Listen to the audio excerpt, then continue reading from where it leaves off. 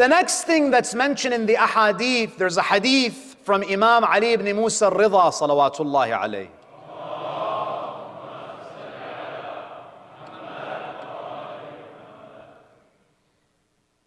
Imam al-Ridha, he says, he shares a story about a man from Bani Israel. He says, إِنَّ رَجُلًا مِّن بَنِي إِسْرَائِيلَ عَبَدَ اللَّهَ أَرْبَعِينَ سَنَةً. There was a man from the children of Israel who worshipped Allah, who devoted himself to worship for 40 years. After 40 years of worship, he noticed that there was no progress, right? You know, sometimes we have to be honest with ourselves. Some of us have been listening to majalis for decades, and we're the same people. You know, Amir al-Mu'mineen says, if today is worse than yesterday, you're mal'oon. There are some of us where we're worse today than we were 20 years ago. This man from Bani Israel, Imam al-Ridha, says, after worshiping Allah for 40 years, he had an epiphany. He said, what am I doing? 40 years of ibadah, I don't feel anything. And then he started to blame himself. He says, it's all of my fault because I didn't tame my soul enough.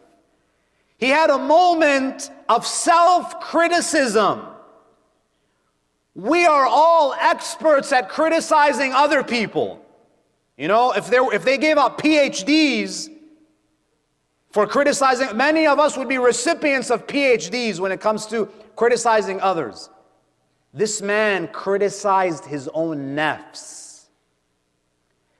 You know what the Imam says? At that moment, Allah inspired his heart. أَوْحَى اللَّهُ إِلَيْهِ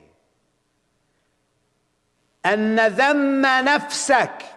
That this moment where you blamed yourself, you took responsibility for your lack of progress, this moment of self-criticism, of self-awareness is better than the 40 years of ibadah.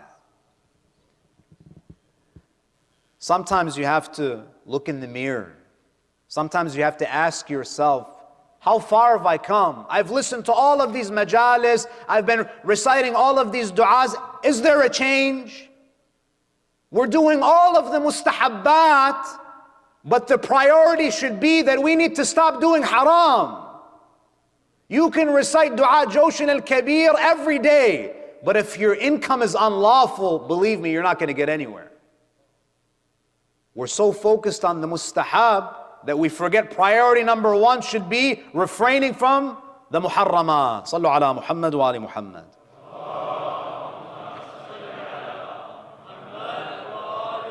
The hadith Qudsi says, Aneenul mudhnibin. Allah says, Aneenul mudhnibin ahabbu ilayya min tasbih al-musabbihin. That the sobbing of the sinner who's in a state of remorse and regret is more beloved to me than the tasbih of the one who glorifies me. Allah wants people who are humble, because maybe the one who's doing tasbih is maghrur. He thinks highly of himself. He has ujb. Allah loves the humble. He loves those who have humility. He loves those who are self-aware, who are so fixated on bettering themselves that they don't have time to criticize others.